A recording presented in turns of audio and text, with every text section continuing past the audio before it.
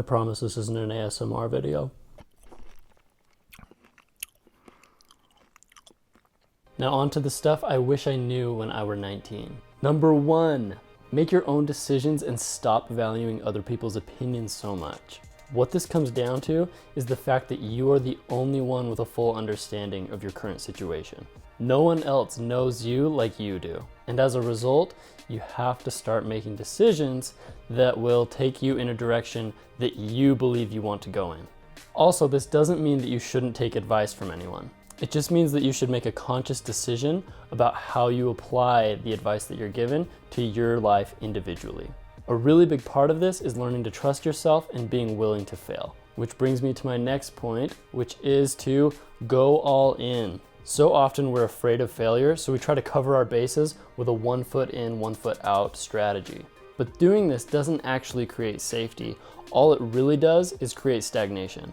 There were a lot of hobbies, pursuits, and relationships that I let slip through my fingers just because I wasn't willing to go all in and commit to that one thing. All because I was afraid of experiencing a miserable rejection or failure. Since then, I've learned that even when you do fail or get rejected, those times are very often our biggest learning opportunities. Now, number 3, don't make the future a prerequisite for your happiness. When you're really young, it's easy to get caught up in thinking, I'll be happy when I get a car, I'll be happy when I'm done with school, I'll be happy when my acne is gone. The problem with this type of thinking is that it can really easily follow you into your adulthood, and ultimately, all it really leads to is you allowing yourself to be unhappy while your mind hangs out in the future.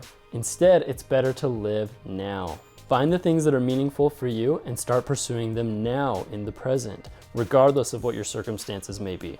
Pursuing these meaningful things now is what is eventually going to lead you to the sense of fulfillment that you're looking for. Now, number 4, the easy way out is actually one of the toughest paths that you can take. This one is huge, and I want to give an example of how this applied to me growing up. When I was younger, I was always a straight A student, but I was probably the laziest straight A student you would ever meet. I regularly did as little as possible to get that A, and that was the end of my effort put into my schoolwork. This was a really negative thing in my life because it allowed me to develop a checkbox mentality that was based on something that wasn't real substance. Those A's I was getting in school, they didn't actually mean anything. After getting out of school, this led to a rude awakening when I suddenly realized that my priorities had been way off all along. So to sum this one up, the earlier you can start putting in meaningful work towards something that you really care about, the better off you'll be. Now, number 5, embrace your emotions and live a value-based life. This one comes from my experience with anxiety and OCD growing up. The first time that I had a panic attack was when I was 19, and it was the beginning of an 8-year roller coaster filled with anxiety, OCD, and depression. What I didn't know at the time was that this roller coaster ride was optional and that there were actually skills and tools that I could learn to get myself off that roller coaster. There are quite a few tools that I learned, but today I'm just going to share 3 of them with you. And the first of those tools is acceptance. This is all about recognizing that thoughts and feelings are just thoughts and feelings. They don't need to mean anything more. In fact, they're a lot like clouds.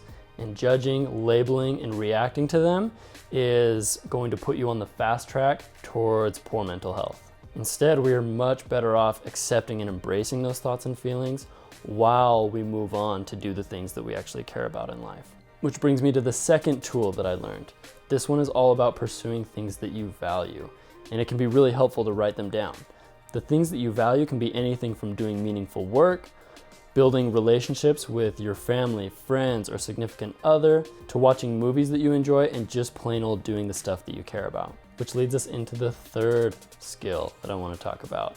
This one is all about mindfulness and living in the moment. Doing what you actually care about in life requires a certain level of awareness of what's going on in the present moment. And that's where mindfulness comes in. Practicing it on a regular basis every single day and throughout each day is what's really going to give you the ability to be in each moment and make a decision towards your values. And that is the stuff that I wish that I knew when I was 19. I hope you enjoyed this video. If you did, go ahead and like, subscribe, and hit the bell, and we will catch you next time.